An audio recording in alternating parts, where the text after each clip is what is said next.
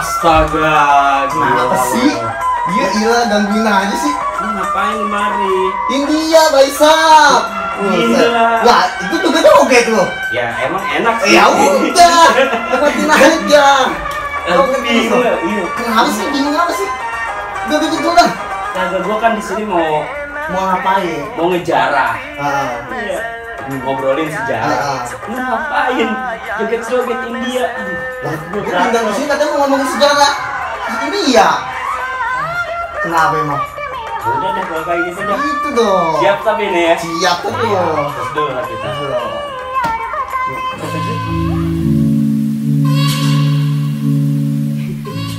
Halo semuanya. Gila lu Pik. Bener-bener gila.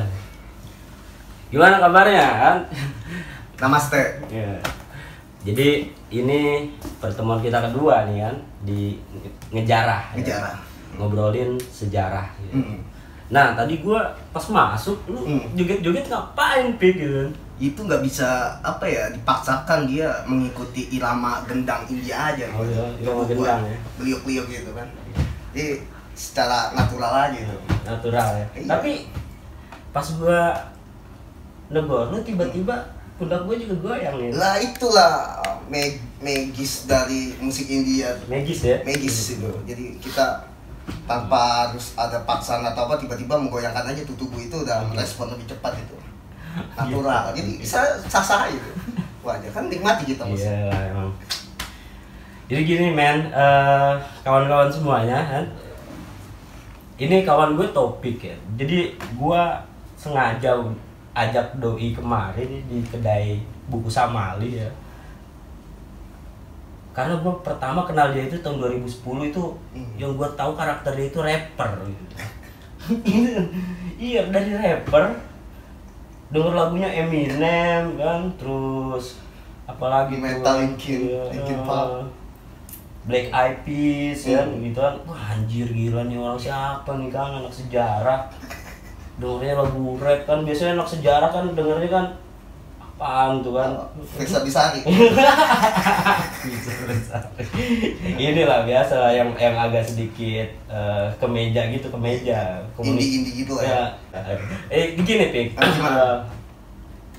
hari ini gue pengen ngebahas tentang India gitu kan. India, jadi memang kalau kita lihat dari latar belakang sejarahnya itu kan ada India, tapi balik lagi ke yang tadi ya. Lu kan pertama kali gua pertama kali kenal lu itu rapper, musik-musik yang ngebeat gitu kan. Linkin Park kan, Mike Shinoda lu wah gila ngefans banget. Kenapa sekarang berubah jadi India gitu? Banyak banget yang nanya. Sebenarnya gua emang dari kecil suka India sebenarnya. Mulai dari tahun 95, 4 tahun gua udah nonton India. DDLJ, Shah Rukh Khan dan Kajol. Terus merambat ke Kucu Tahir di Topagehe, langsung naik ke Biku Sikabigem, Dilse segala macem, Jos, Koila, Yes Boss dan segala macem gitu. Cuman masih malu gitu, masih malu banget untuk menyukai. Gue suka India, malu gitu, malu. Sempet vakum tapi gue ketemu Soleh kuliah itu sering ngasih film gitu kan, kayak PK, Bilu dan sebagainya. Udah mulai lagi tuh gue suka India. Soleh wartawan ya? Iya, Soleh wartawan tuh dia sering nyuplai film India tuh. Jadi gue tonton lagi dan tambah tunggu lagi, dan gue ketemu penulis ini si Mahfud Ikhwan, Aku dan Film India Melawan Dunia. Itu semakin pede dengan banyaknya arus media sosial. Ternyata gue menemukan juga gitu orang-orang yang penyuka India gitu, terutama dari industri Bollywoodnya gitu. Jadi gitu. Jadi udah tambah pede banget. Tambah pede dan emang oh ini nih feel gua ternyata. Selama ini gua cari ini loh. Jadi lu menemukan diri lu tuh di situ. Di India gitu. Jadi Suka ada apa sih sebenarnya? Suka ada apa? Oke, jadi kan gini ya, karena ini pasti nggak bisa lepas dari sejarah kan. Oh iya jelas. Iya, namanya juga ngejarah. Ngobrolin sejarah. Iya, di kedai Samali gitu. Nah, gini Pik, kalau misalnya kita tarik dari latar belakang sejarah itu kan hubungan Indonesia terus Nusantara itu kan itu dari zaman Nusantara gitu. Itu punya hubungan yang sangat ya nggak bisa dilepaskan lah dengan India gitu. Misalnya kalau kita tarik dari teori asal usul masuknya kebudayaan Hindu dan Buddha ke Indonesia gitu. Itu kan terutama kebudayaan Hindu ya dan agama Hindu ke Indonesia. Kalau misalnya kita tarik dari teori-teorinya itu kan ya yang gua pikir kan tentang teori arus balik gitu. Teori arus balik. Ada kan yang menyatakan itu kan si bos. Nah, itu orang Indonesia, orang Nusantara yang belajar ke India. Dalam teorinya kan digambarkan seperti itu. Orang Nusantara yang belajar ke India setelah pulang dari sana, setelah pulang dari belajar di India itu lalu ke Nusantara, baru dia menyebarkan agama Hindu dan kebudayaan Hindu. Gambarannya kan seperti itu. Nah, berarti kan hubungan antara Indonesia dengan India itu memang sudah ada dari sejak lama gitu. Menurut lu apa sih yang memperkuat hubungan bahkan nggak hanya dari sejak Nusantara aja, dalam era kemerdekaan gitu terus gitu ya terus berlanjut sampai sekarang kan di era kemerdekaan juga Indonesia nggak bisa lepas dari peran India gitu. Bahkan sampai kebudayaan juga sekarang ini masih ada unsur-unsur kebudayaan India. Nah, gue tanya kan ke lo, yang mempererat gitu kan, kenapa gitu kan Nusantara dengan India itu punya hubungan yang begitu erat dan dekat? Gitu. Apakah karena memang faktor geografis atau memang faktor apa gitu? Kedekatan sebenarnya sebelum viral tuh kamera istana menyorot si Narendra Modi sama Jokowi lagi main tuh tarik ulur kepercayaan publik ya. Itu dari sebelum tarik ulur kepercayaan publik ya. Oke. Berarti ya cuma apalah gitu. Iya, jadi ada si Hilman Farid, salah satu orang di Kementerian ya Kebudayaan Pendidikan, dia bilang mengatakan bahwasanya kerjasama India dan Indonesia jauh sebelum kedua pemuka negara itu sowan gitu kan, saling kunjung. Sebelum kemerdekaan, pra-kemerdekaan, kolonialisme jauh dari zaman Kerajaan Sriwijaya tuh kalau kata Hilman Farid. Kerjasama dengan Universitas Nalanda. Universitas Nalanda itu tuh sangat besar banget tuh. Katanya tuh kemungkinan mencapai 10.000 mahasiswa dan 3.000 pengajar tuh. Setara dengan Oxford dan Cambridge gitu. Sekarang itu. Bagaimana kemajuan India yang hampir sama dengan konteks kekinian di Oxford dan Cambridge ini, India itu sudah mengalami gitu. Jadi bagaimana kita membayangkan, mengimajinasikan konsep-konsep pendidikan dengan berbasis agama Hindu Buddha itu udah jauh banget gitu. Makanya tidak salah sejarah mengatakan bahwasanya India itu ada salah satu peradaban tertua gitu selain Yunani, Tiongkok tuh. Jadi gitu. Pertukarannya dalam konteks pendidikan keagamaan.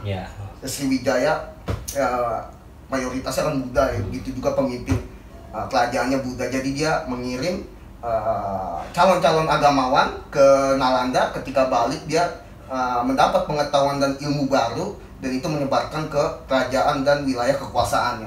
Jadi gitu Bang, sampai sekarang pun keterikatan kerjasama India dan Belanda, bahkan sebelum ada konteks politik negara modern sekarang, itu kita sudah erat banget sama India.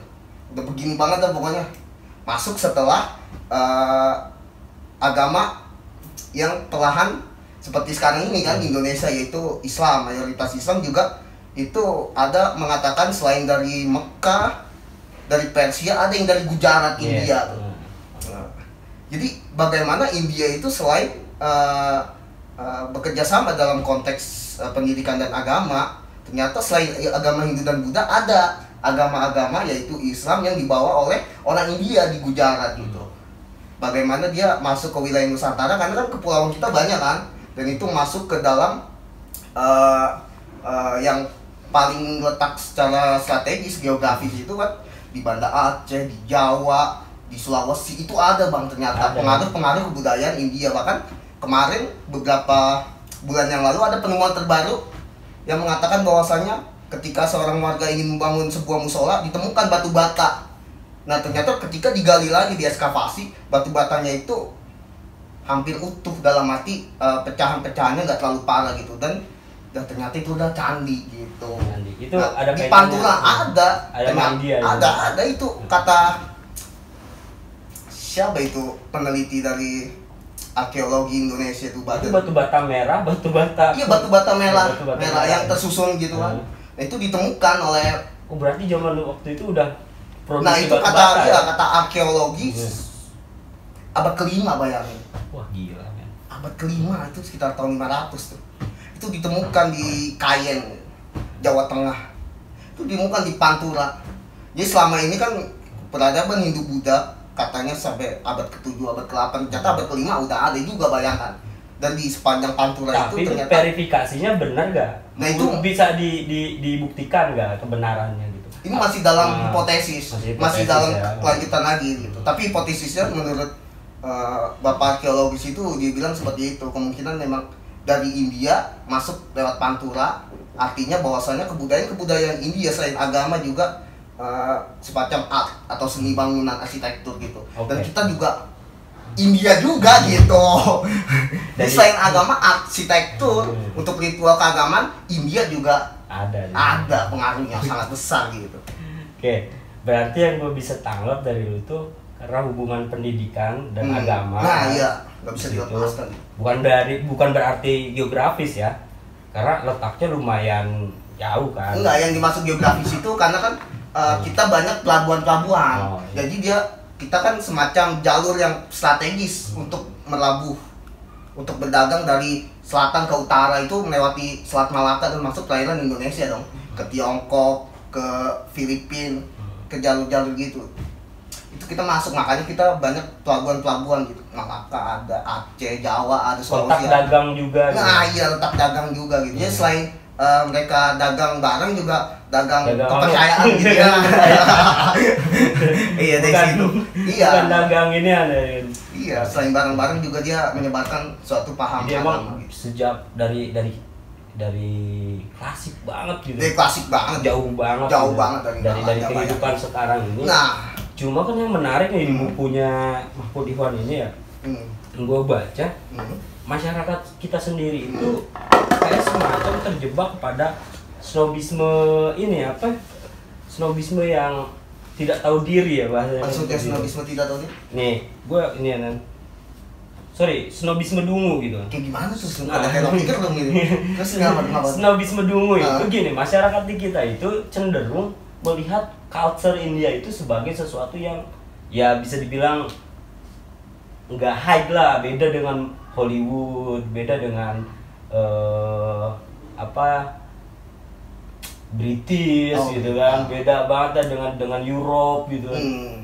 Bahkan beda lah, ya mungkin saja juga orang-orang yang berpaham ke timur tengahan ini sangat anti sekali dengan India gitu kan. Nah jadi melihat seakan-akan culture India ini sesuatu yang bahasanya yang lian ya, yang lian dalam oposisi yang di other di dalam konteks oposisi biner gitu. Jadi seakan-akan dia direndahkan lah, memiliki nilai makna yang kecil lah gitu. Nah ini yang dimaksud oleh Mahfud Ikhwan yang gue baca ini, itu termasuk sudut pandang masyarakat yang terjebak pada snobisme dungu. Gila ya, itu bahaya banget. Bahaya yang Mahfud Ikhwan itu kan dalam buku ini kan dia seorang jurusan filsafat, cuma dia suka sastra dan dia mencintai film India itu. Jadi dia mengkritik orang-orang Indonesia yang terkadang sedikit mengucilkan, tetapi diam-diam dia menikmati kesenian. Nah, di dalam buku ini dia ceritakan gitu, termasuk tentang industri Bollywood gitu kan. Si Mahfud Ikhwan dia mengkritik India itu dihina-hina di depan umum, tapi diam-diam sendirian nonton gitu kan. Gitu, seperti nonton film porno kalau kata si Mahfud Ikhwan gitu. Dari India gitu. Nah, jadi kultur-kultur. Lu pernah? Dikit. Awalnya dikit nonton film Bollywood maksudnya. Gitu. Gue malu-malu ngomongin di publik, nggak seperti sekarang gitu. Tapi nonton sendirian gue banget gue. Kayak gitu kultur gitu sebenarnya. Gue juga setuju, tapi ini nggak se-ekstrim dia ya. Kurangnya pengetahuan dan pergaulan global gitu. Wah, rasanya pergaulan global. Iya gitu kan. Pada dasarnya India juga selain kepercayaan agama, arsitektur, bahasa dinyati. Agak mirip ya. Iya, pada zaman Sanskrit itu emang dari India, Sanskrit ya. Bahasa Sanskrit, bahasa Sanskerta gitu. Kalau dari oh iya, dari India. Ya. Bahasa Sanskerta itu bahasa yang digunakan oleh para Brahmin gitu. Jadi orang-orang tertentu gitu. Masyarakat bawah sih nggak bisa. Tapi lu punya sudut pandang begini nggak? Bahwasanya memang bahasa Indonesia yang sekarang kita gunakan gitu kan, itu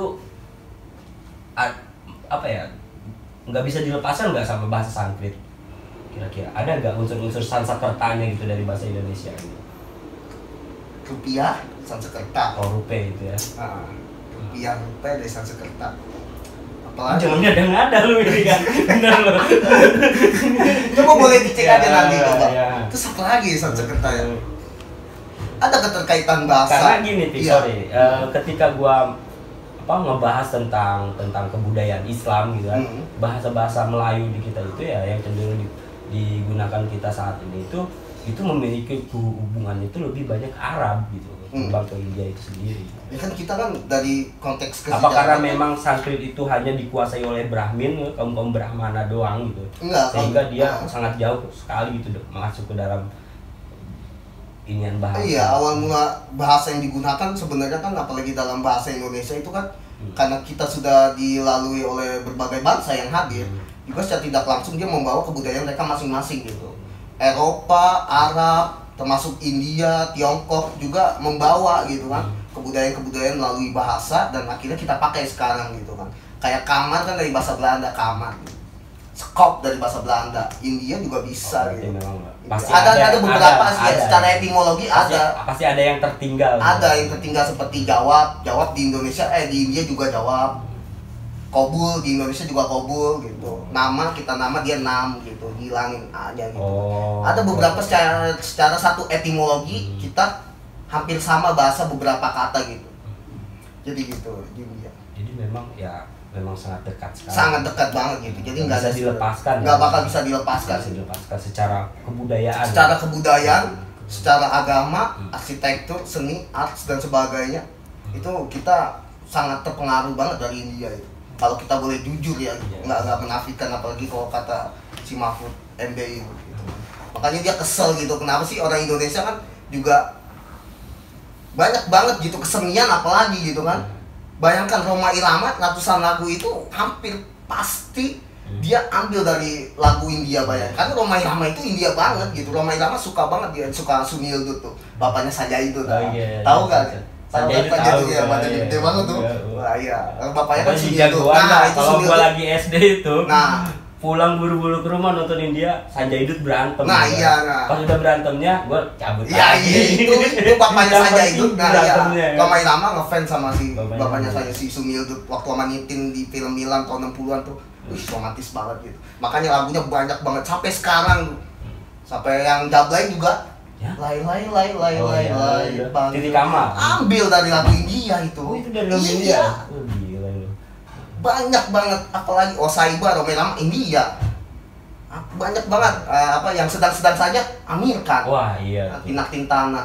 Banyak banget tuh lagu-lagu kita yang di copy. Kita juga ada lagu di copy di India, cuman nggak sebanyak ratusan lagu soundtrack film India dimasukin ke dalam bahasa Indonesia. Termasuk yang joget-joget di tengah taman sambil hujan itu. Nah iya itu termasuk kan. Tidak langsung ya kan, itu kan memberi sebuah doktrin kepada kita untuk bahwasanya oh iya budaya-budaya India hujan, pohon, keliling-keliling kayak gitu kan.